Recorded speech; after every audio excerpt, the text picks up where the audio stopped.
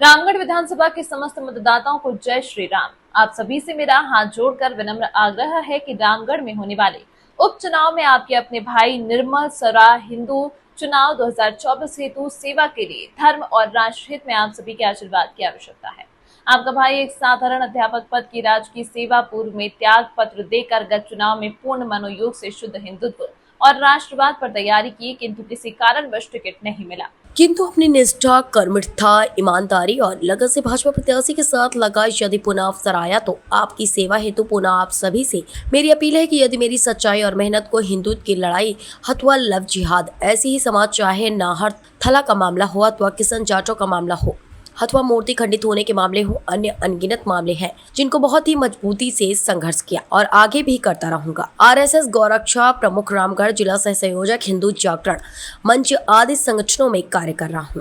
प्रदेश महामंत्री, विश्व हिंदू रक्षा संगठन, प्रदेश उपाध्यक्ष, अखिल भारतीय विमुक्त एवं घुमंतु वेलफेयर संघ राजस्थान, जिला संयोजक, ईसाई परियोजना धर्म जागरण समन्वय समिति, सह संयोजक लव जिहाद धर्म जागरण समन्वय समिति आदि दायित्वों पर बखूबी कार्य किया। इतना ही नहीं, प्रांतीय अध्यक्ष हिंदू वाहिनी, राष्ट्रीय सचिव हिंदू वाहिनी, प्रांतीय संयोजक ब्रज भूमि कल्याण परिषद आदि हिंदू संगठनों पर आज भी कार्य कर रहा हूं। राजनीतिक दृष्टि से जिला प्रभारी भरतपुर किसान मोर्चा, संभाग प्रभारी जयपुर किसान मोर्चा, उपचुनाव श्री गंगानगर जिले की करणपुर विधानसभा के जिला संयोजक के दायित्वों पर कर्मठता से निर्वहन किया।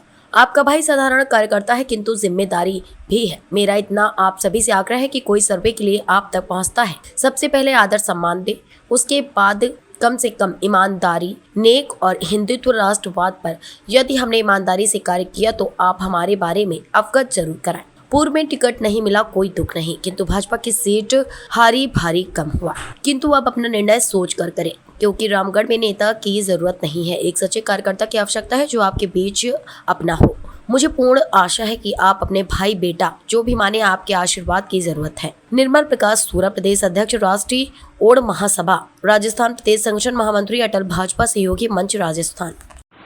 मैं रामगढ़ विधानसभा क्षेत्र के 2024 उपचुनाव को मद्देनजर रखते हुए निर्मल प्रकाश सूरा ओड, जो पूर्व में भी भाजपा से टिकट के लिए आवेदन किया था और मैं हिंदुत्व के चेहरे पर मैंने अपना बायोडाटा सबमिट किया था, और पुनः अगर यह सेवा का अवसर मिला है तो मैं आप सबसे हाथ जोड़कर अपील करना चाहूँगा कि अगर रामगढ़ में आपको हिंदुत्व के चेहरे को लाना है और हिंदू धर्म की रक्षा करनी है, हर जगह आपने देखा होगा गत वर्ष पूरी विधानसभा में केवल भगवा से ही मैंने अपना जो भी क्षेत्र में कार्य किया है वो भगवा को जोड़ के किया है।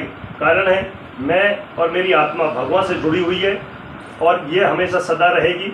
हिंदुत्व और राष्ट्रवाद मेरे अंदर कूट कूट कर भरा है। मैं आपको ये निवेदन करना चाहूँगा कि आने वाले इस विधानसभा के 2024 के चुनाव में रामगढ़ से मैं आप सबसे अपील करना चाहूँगा। मैं एक साधारण अध्यापक रहा, मेरे पास ये ईमानदारी की कमाई थी और मैंने वीआरएस लेकर नौकरी भी पूर्व में छोड़ दी और पैसा भी लगा दिया। मैं आपके बीच एक नेता के रूप में नहीं हूँ, मैं एक साधारण कार्यकर्ता के रूप में हूँ। तो मैं आपसे यही निवेदन करूँगा, अगर रामगढ़ के लिए शुद्ध हिंदुत्व के चेहरे की आवश्यकता है तो आपके भाई को आप आशीर्वाद दें। मैं शायद धनाढ़ परिवार से नहीं हूँ, मैं गरीब और साधारण परिवार से और एक अध्यापक पद से सेवानिवृत्ति ली है। मेरे पिताजी फौज में थे और उन्होंने 1947 से लेकर 1962, 65 और 72, 71 की लड़ाई लड़ी और पाकिस्तान से विजय के मेडल लिए और चीन से मेडल लिए। उसके बावजूद अब मैंने उनसे जो राष्ट्र की भावना सीखी है, तो मैं हिंदुत्व के विभिन्न पदों पर रह करके जो मैंने कार्य किए हैं, मैं आपको ये बता देना चाहूँगा कि मैं पूर्व में प्रदेश महामंत्री, विश्व हिंदू रक्षा संगठन, प्रदेश उपाध्यक्ष, अखिल भारतीय विमुक्त एवं घुमंतु वेलफेयर संघ राजस्थान, जिला संयोजक, ईसाई परियोजना धर्म जागरण समन्वय समिति, सह संयोजक लव जिहाद धर्मांतरण आदि दायित्व पर बखूबी कार्य किया और प्रांतीय अध्यक्ष हिंदू वाहिनी, राष्ट्रीय सचिव हिंदू वाहिनी, प्रांतीय संयोजक ब्रज भूमि कल्याण परिषद आदि हिंदू संगठनों पर आज भी कार्यरत हूँ। इसके अलावा अगर राजनीतिक दृष्टि से देखा जाए तो भरतपुर जिला प्रभारी रहा, जहां पर मेरी ये उंगली भी कट गई थी। 2 दिन में वहाँ एडमिट भी रहा। आदरणीय सतीश पूनिया प्रदेश अध्यक्ष के नेतृत्व में वहाँ घेराव था इसी तरह सीपी जोशी प्रदेश अध्यक्ष जी जो थे, उनके नेतृत्व में जयपुर में घेराव में लाठियां खाई, और उसके बावजूद आज जब मुझे टिकट भी नहीं मिली तो भी मैं भाजपा प्रत्याशी के साथ मौजूद खड़ा रहा। तो ईमानदार, मेहनत और कर्मठशीलता को अगर आप देखेंगे, निश्चित है आप निर्मल सूरा को टिकट के लिए आम जन की आवाज आनी चाहिए। कम से कम अगर कोई आपसे सर्वे में भी पूछे, ये कह सकते हैं आप, हाँ निर्मल सूरा वास्तव में कार्यकर्ता है, इसमें कोई दोहराई नहीं है और हिंदुत्व की आवाज है। जय हिंद, जय भारत। निर्मल सूरा प्रदेश अध्यक्ष, राष्ट्रीय ओड महासभा एवं अटल भाजपा सहयोगी संगठन से प्रदेश संगठन महामंत्री। जय हिंद, जय श्री राम, जय श्री राम। के पास से चोरी हुई है, आए दिन गाय चोरी हो रही है। पुलिस प्रशासन क्या कर रहा है भाई? केवल तनख्वाह लेने के लिए बैठा है। एसपी महोदय क्या कर रहे हैं? मैंने जब आवाज उठाई है, सत्यता की आवाज उठाई है। मैंने बूटोली का मामला उठाया, मंदिर खंडित का मामला उठाया, मैंने ऐसी समाज के वालों पर जानलेवा हमले किए, मैंने वो मामला उठाया। ये मामले क्यों उठाने की आवश्यकता पड़ती है? जब पुलिस प्रशासन का लाइन ऑर्डर फेल हो चुका है तो हाथ खड़े कर दीजिए, छोड़ दीजिए अपनी नौकरी को और त्याग पत्र दे दीजिए। एसपी महोदय से मैं आह्वान करता हूँ कि अगर लाइन ऑर्डर सही नहीं है, शांतिप्रिय माहौल अलवर जिले में नहीं है, जिसकी जवाबदेही जिला प्रशासन और पुलिस प्रशासन की रहेगी। मैं याद दिला दूं, आने वाले समय में अगर ये हालात रहे, इन गाय माताओं को वापस नहीं दिलाया गया, हम आह्वान करेंगे, जल्दी एक बड़ा आंदोलन होगा। निर्मल जी, स्वागत है आपका। और सबसे पहले तो हम यही जानना चाहेंगे, जिस तरीके से हिंदुत्व की बात कही जाती है, हम देख रहे हैं कि आज लगातार लोग हिंदुत्व की ओर पहुंच रहे हैं, हिंदुत्व को लेकर जागरूक हो रहे हैं। हिंदुस्तान के चूंकि हम लोग हैं, तो आपने ये पद छोड़ा है, सरकारी अध्यापक का पद छोड़ दिया है, वीआरएस ले लिया है और उसके बाद हिंदुत्व की ओर आगे बढ़ रहे हैं, वजह क्या है इसकी? देखिए, मैं एक गांव से पला पोसा था। जब आंखें खुली तो माँ हरि कीर्तन करती थी घर पे। हिंदुत्व की भावनाएं घर में मुझे माँ से मिली और मेरे अंदर सनातन धर्म की भावनाएं पैदा हो गई। और जब पिताजी फौज में थे, उन्होंने 62 की लड़ाई में, 65 की लड़ाई में, 71 की लड़ाई में, 3 पाकिस्तान की लड़ाई के विजय मेडल हमारे पास दिए उन्होंने बांट के भाइयों को। तो उनकी जब वीर गाथाएं सुनता था और फौज में साथ रहते थे तो मैं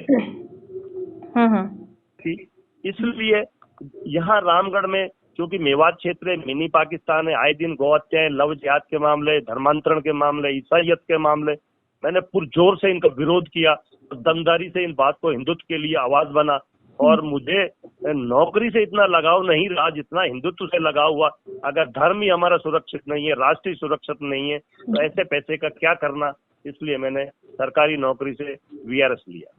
जी, अब वीआरएस के बाद आप क्या करिएगा? क्योंकि देखिए, जिस तरीके से हम देखते हैं कि हिंदुत्व के बाद कहीं ना कहीं देश सेवा की, जैसा आपने भी यहाँ पर जिक्र किया, देश सेवा को लेकर बात की, हम देख रहे हैं कि हिंदुत्व को लेकर लोग लगातार राजनीति में रुख कर रहे, राजनीति की ओर पहुँच रहे, रुख कर रहे, मुड़ रहे हैं।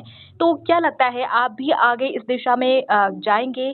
उपचुनाव, चुनाव या फिर कोई टिकट की या चुनाव लड़ने की कोई मंशा आपके दिल में है? देखिए, राजनीति बहुत दलदल है। मैंने बहुत नजदीक से महसूस किया है।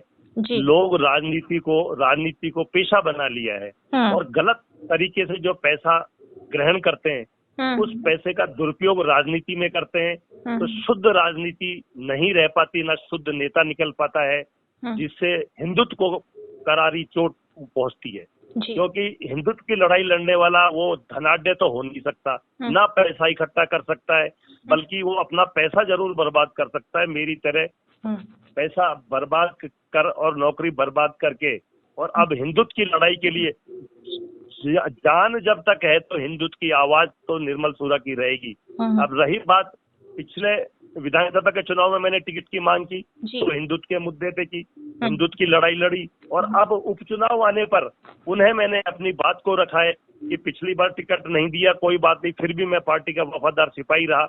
और आज पुनः मैं अपना आवेदन कर चुका हूं प्रदेश अध्यक्ष महोदय, प्रदेश प्रभारी महोदय के पास कि मुझे भाजपा की ओर से प्रत्याशी बनाया जाए। तो मैं हिंदुत्व की आवाज बना हूं और मैंने हिंदुत्व पे काम किया है। विधानसभा क्षेत्र रामगढ़ में मेरी आवाज चप्पे चप्पे पे गूंजती है और मैं पैसे से नहीं खरीदा जा सकता हूं। हिंदुत्व के लिए अपने आप को कुर्बान कर सकता हूं, ये मेरी आत्मिक भावना है। जी, हिंदुत्व की बात आप कर रहे हो, उसके बाद अगर राजनीति की बात आपने की कि राजनीति आजकल पैसे से खरीदी जा रही है, माहौल खराब हो गया है राजनीति को लेकर। लेकिन अगर आपको मौका मिले कि आपको टिकट मिल रहा है और उसके बाद अगर आप आगे बढ़ते हैं, तो कैसे आप लोगों को या फिर मैं यूँ कहूँ युवाओं को कैसे आप जागरूक करेंगे? हिंदुत्व से कैसे जोड़ने का प्रयास करेंगे? क्योंकि हमारी भूमि राम की भूमि है, कृष्ण की भूमि है, हिंदुओं को लेकर तमाम तरीके की बात तो होती है, लेकिन साथ ही साथ राजनीति भी बहुत होती है। देखिए मैम, मैं आपको यह अवगत करा दूं, जब तक संस्कारित परिवार नहीं होंगे, हमारी संस्कृति और संस्कार, एजुकेशन कोई मायने नहीं है। आज हाई क्वालिफाई एजुकेटेड बच्चे हो गए, लेकिन संस्कार भूल चुके हैं। वो इतना हाईटेक हो गए, उनको ना संस्कार का पता है, ना संस्कृति का पता है। उनके कपड़े, खाने पीने की सब व्यवस्थाएं बदल चुकी हैं। मेरा जहां तक मानना है, रामगढ़ विधानसभा क्षेत्र में, मैं अगर भगवान ने मेरी सुनी तो रामगढ़ क्षेत्र में धार्मिक संस्कारित कार्य और रोजगार के कार्य दो मेरी प्रमुखता के कारण रहेंगे। और इस क्षेत्र में उन्नति के प्रमुख कारण संस्कारित समाज और रोजगारित समाज होना बहुत जरूरी है। विकास रूप तो सब सरकार अपने आप बजट देती हो जाते हैं, ऐसा मेरा मानना है। जी, राजस्थान की अगर बात करें तो वहाँ पर भी लगातार सरगर्मियां बढ़ी हुई है जब से सरकार भजनलाल सरकार आई हुई है वहाँ पर। उसके बाद आप देखिए स्थिति क्या हो रही है। इससे पहले भी हालांकि सरकार थी बीजेपी की, और उसके बाद पहले जब अशोक गहलोत थे, उससे पहले भी जब बीजेपी की सरकार आई थी एक बार, उसके बाद अशोक गहलोत आए और उसके बाद फिर अभी भजनलाल शर्मा आए हैं। लेकिन जो स्थिति है जस के तस वो यहाँ पर है, सुधर नहीं रही है। युवा बहुत ज्यादा परेशान है, पलायन की स्थिति भी यहाँ पर देखने को मिल रही है। देखिए, जब गहलोत जी की सरकार थी, उस समय में भाजपा में भरतपुर किसान मोर्चा प्रभारी रहा और जयपुर संभाग प्रभारी किसान मोर्चा का रहा, और मैंने डटकर मुकाबला किया और कांग्रेस सरकार की कुरीतियों के खिलाफ मैंने आवाज उठाई। प्रदेश अध्यक्ष सतीश पूनिया के दौरान उनके नेतृत्व में भरतपुर में जो कलेक्ट्रेट का घेराव किया, वहां मेरी उंगली कट गई थी और मैं 2 दिन वहां एडमिट भी रहा।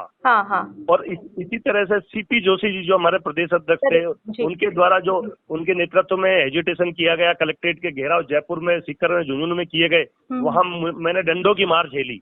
उसके बावजूद मेरे इन चीजों का असर नहीं पड़ता। मुझे जो हिंदुत्व की और सच्चाई की जो आवाज है, ऐसा नहीं कहता, कहीं गलत तो सब जगह हो सकते हैं, लेकिन मैं तो गलत नहीं हो सकता। मुझे मेरी आवाज को, सच्चाई को उठाने में मैं किसी से, मुझे परमिशन की आवश्यकता नहीं है। पार्टी ने पिछली बार टिकट नहीं दिया, गम तो बैठता है। पैसा चला गया, नौकरी चली गई, टिकट नहीं मिली, गम बैठता है। लेकिन ये सब जाने का गम नहीं बैठा। बीजेपी की टिकट यहाँ से रामगढ़ से हार गई, ये गम बर्दाश्त से बाहर हुआ। अब दोबारा कम से कम टिकट देते समय पार्टी गंभीरता से सोचे कि वास्तव में हकदार कौन है, वास्तव में सच्चाई कहाँ है, टिकट के वास्तविक दावेदार कौन है और किन्होंने काम किया क्षेत्र में। और इस संगीन क्षेत्र में जहाँ मिनी पाकिस्तान जिसको बोला जाता है, वहां पर क्या हिंदुत्व की आवश्यकता होनी चाहिए या खरीद फरोख्त वाले नेताओं की आवश्यकता होनी चाहिए, इतना कहना चाहूंगा। जी बिल्कुल निर्मल जी, बहुत शुक्रिया हमसे जुड़ने के लिए। हम भी यही उम्मीद करते हैं कि बाय इलेक्शंस में आपको टिकट मिले और हिंदुत्व की आवाज आप जिस तरीके से उठा रहे हैं वो लोगों तक पहुंचे और युवाओं का भी कुछ भला हो सके। बहुत शुक्रिया हमसे जुड़ने के लिए। धन्यवाद। लोकल से लेकर ग्लोबल तक की खबरों के लिए देखते रहें सच रिपोर्ट।